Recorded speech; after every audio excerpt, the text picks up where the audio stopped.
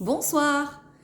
Petite vidéo ce soir parce que les fêtes de fin d'année approchent et que c'était le moment ou jamais de parler de cette situation, de cette personnalité ou de ce cas-là précisément. Parce qu'on va avoir des repas de famille et qu'il va y avoir tonton, tata, les frères, les sœurs, les cousins, les cousines, les parents, les grands-parents et plus si affinité. Et puis que quelques jours après va se greffer à toute cette belle petite équipe pour l'occasion du jour de l'an, le groupe d'amis. Et que donc, pendant ces périodes de fin d'année, on se retrouve face à plein de caractères différents, plein de personnalités différentes, et qu'il y a ceux qui parlent tout haut pour dire ce que les autres pensent tout bas, il y a ceux qui parlent pas mais qui n'en pensent pas moins, il y a ceux qui veulent parler plus fort pour qu'on les entende plus mais parce qu'en fait ils ont l'impression qu'ils sont pas entendus, et qu'avec tout ce package, il va falloir composer. Et en fait, je me suis rendu compte, en parlant avec les copines, comme d'habitude, c'est ma source d'inspiration, les copines, qu'on a tous dans notre entourage quelqu'un qu'on appelle, alors je vais faire un raccourci, mais je vais développer derrière, la personne qui ramène tout à elle. C'est-à-dire que cette personne, quand vous allez lui exprimer quelque chose, elle est toujours pire. Du coup, vous n'avez pas l'impression d'avoir une oreille attentive quand vous manifestez quelque chose, parce que vous avez de la chance. Elle est toujours pire. Image. Par exemple, moi je suis commerçante. En ce moment, j'ai énormément de boulot. Tous les clients s'affolent à la dernière minute parce qu'ils veulent partir entre Noël et jour de l'an. Donc il y a besoin de pneus neige, il y a besoin de batterie. On est noyé sous la vague. C'est typiquement le genre de personne que si je lui dis « Oh là là, en ce moment, c'est la folie, j'en peux plus, je suis complètement épuisée, je suis noyée sous la vague des clients », qui va me répondre « Ouais, mais toi, au moins, t'as du boulot ». C'est pas ça que j'ai envie d'entendre quand je manifeste ce sentiment. Ou par exemple, c'est une personne à qui vous allez dire « Je suis fatiguée en cette fin d'année, j'ai pas eu de congé depuis l'été, c'est dur ». Elle va vous dire « Ouais, mais toi, t'as eu des congés cet été. Moi, j'ai pas eu de congé depuis le mois de mai ». Ou alors, si vous lui dites que vous êtes fatigué parce que vous avez fini tous les soirs à 18h30, elle va vous répondre « Ouais, mais toi, tu commences à 10h. Elle commence à 8. » On a tous une personne dans notre entourage qui est comme ça. Ou on a aussi peut-être la vérité, l'honnêteté de se dire qu'on est cette personne, peut-être des fois, qu'on ramène tout aussi à nous. Parce qu'avec beaucoup d'humilité, il ne faut pas faire que regarder les autres, il faut se regarder soi-même.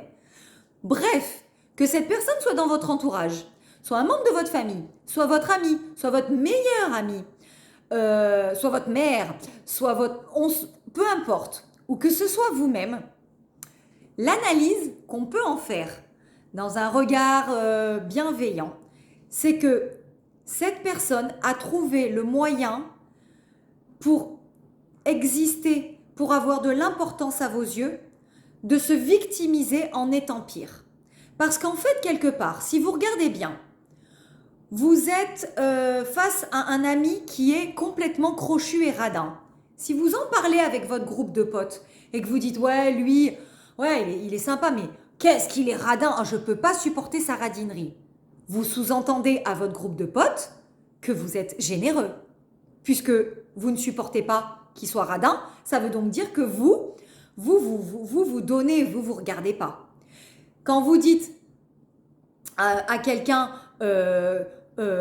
qu'il est sale, ah ouais mais lui, il est sale, ça me répugne, il se lave pas souvent, vous sous-entendez que vous êtes propre. Oh là là, il est moche, vous sous-entendez que vous êtes mieux. Et quelque part, en rabaissant l'autre, c'est un moyen qu'on trouve de se rehausser nous-mêmes ou la personne qui fait ça. C'est sûr que c'est embêtant parce que si moi je viens à dire à une amie que je suis fatiguée en ce moment, soit elle me connaît bien et elle sait que c'est quand même super rare que je dise ce genre de choses, et là elle est censée être dans l'empathie en disant putain d'habitude t'as du peps, qu'est-ce qui t'arrive, et elle est à mon écoute. Soit je tombe sur cette personne qui va dire ouais non mais attends, ça va quoi, t'as des vacances à Noël. Quel choix se pose à nous quand on est face à cette personne? Il y a deux chemins. Soit c'est trop, parce que c'est tout le temps, qu'elle va jamais bien, qu'elle a toujours l'œuf, qu'elle est toujours pire, qu'elle a jamais de bienveillance à votre égard. Et par exemple, regardez, dans le cas du Covid, Bon alors c'était des clients, donc j'étais pas dans l'affect, mais dans le cas du Covid, je me suis trouvée face à deux types de situations. Il y a eu le premier Covid où, eh bien, tout était fermé, on voyait personne passer sur l'autoroute, donc à un moment donné, on a fermé notre commerce, on est rentré chez nous et puis on a fait comme tout le monde, on s'est cloisonné. Et il y a le deuxième confinement où là, tout était ouvert et là, on a continué à travailler.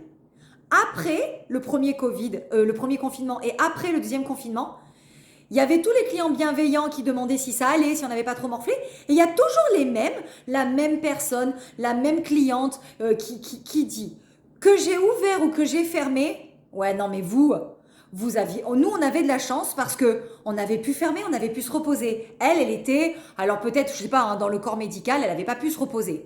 Par contre, après, quand on a travaillé, eh ben c'est, ouais, mais vous avez travaillé, ça aurait été mieux qu'on soit fermé. Quoi que je fasse, ah ouais, mais vous les commerçants, vous avez eu des aides. Alors si je disais qu'on n'avait pas eu d'aide, ouais, mais vous avez pu fermer. Du coup, pendant 1 mois et demi, vous avez pu bosser chez vous à la maison. Enfin, en fait, que je sois fermé, que je sois ouvert, que j'ai des aides, que j'ai pas des aides, elle était pas contente. Elle était pire. Sa situation était pire. Alors bien sûr, si elle est infirmière, si elle travaille en réa, bien sûr qu'elle est pire. Et oh mon Dieu, qu'est-ce qu'elle a raison de remettre les choses à leur juste place et de dire à des personnes surtout de ne pas se plaindre. Mais si on parle de la même personne dont je suis en train de parler actuellement, c'est-à-dire qu'en fait, cette personne, elle est comme vous, elle est comme moi, elle travaille ses 39 heures ou ses 35 heures dans la semaine. C'est juste que c'est réparti différemment. Si un soir vous lui dites que vous êtes fatigué et qu'elle vous fait ouais non mais de toute façon toi tu fais pas les 3-8, oui ok effectivement je travaille pas de nuit. Mais à un moment donné je fais quand même mes heures. Mais cette personne, vous allez la voir pour les fêtes de fin d'année ou si vous l'avez déjà dans votre entourage. Dites-vous que à la base, quand la personne elle est comme ça, c'est qu'elle se victimise pour mieux attirer votre attention de bienveillance. Si je suis la victime et que je suis le petit oiseau tombé du nid et que je suis triste, malheureuse et pauvre et que oh mais moi j'ai moins de chance que toi parce que je travaille plus, parce que ma voiture est tombée en panne. Alors votre voiture elle est tombée en panne mais la sienne elle est tombée en panne aussi il y a 15 jours, mais en plus celle de son mari. Et oui parce qu'elle est pire. Il y a toujours pire. Elle ne pourra pas être dans l'empathie parce que vous êtes tombé en panne. Elle ce sera pire. Comme je vous dis, là, il y a deux chemins. Soit c'est tout le temps, et à ce moment-là, c'est que c'est une personne néfaste et négative. Et quand vous êtes là, elle vous prend et elle vous tire sous la vague et elle vous noie. Et par sa mauvaise énergie, elle ne vous apporte pas quelque chose de bon et de serein. Et à ce moment-là, eh ben, vous prenez la route et vous prenez votre virage. Et puis, son chemin de vie continue et puis le vôtre continue. C'est pas grave. On a le droit d'avancer et de pas aller dans la même direction. Soit elle est vraiment dans votre cœur et ce qu'il faut entendre de cette personne-là, c'est je suis victime parce que je suis pire que toi, mais parce que vas-y, occupe-toi de moi parce que en fait, ben moi je suis plus fatiguée, moi j'ai moins de chance, moi je suis plus en panne que toi, moi je travaille plus que toi, moi je fais moins d'heures mais je suis quand même plus fatiguée parce que j'ai un problème sanguin. Elle est pire, elle est pire, elle est pire. À ce moment-là, si vous êtes dans la bienveillance, accueillez son pire et dites-lui que ah ouais, c'est pas facile pour elle et que vous êtes là si elle a besoin.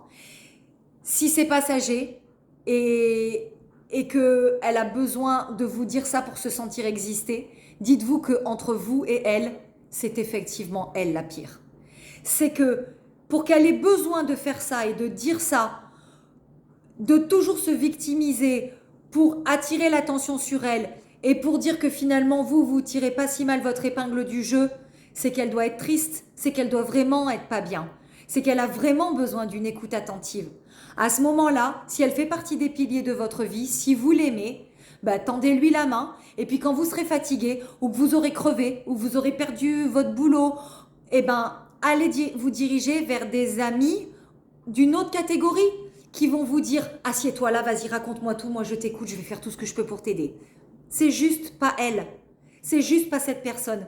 Mais c'est pas pour autant que c'est Tati Daniel et qu'il faut se dire « Oh putain, je peux jamais me confier à elle. Elle a toujours la situation encore plus dramatique que moi. » Du coup, vous sentez que vous avez plus de légitimité, vous avez besoin de vous exprimer. Elle n'a pas l'écoute attentive et l'oreille disponible parce que sa situation est vraiment quelque part au fond pire. Si après c'est quelqu'un qui n'est jamais dans l'empathie, qui ne va jamais vous écouter et qui va jamais vous demander, sauf à la fin de la conversation quand vous lui dites par contre je suis garée, il faut que j'aille travailler, c'est là qu'elle vous sort le bon au fait et toi comment tu vas pendant qu'elle vient de parler d'une demi-heure d'elle, c'est qu'à un moment donné c'est une relation toxique et qu'il faut tracer sa route et avancer plus loin dans la vie. Voilà. Sur ce, passez des bonnes fêtes avec Tati Daniel, avec la chieuse de service, avec aussi plein d'amour, plein de générosité. Ne vous battez pas entre les vaccinés et les non vaccinés. On a tous le droit de penser ce qu'on pense. Et ne tombez pas malade, par contre. Hein, c'est la seule chose qu'on peut tous nous souhaiter. Bonne fête de fin d'année!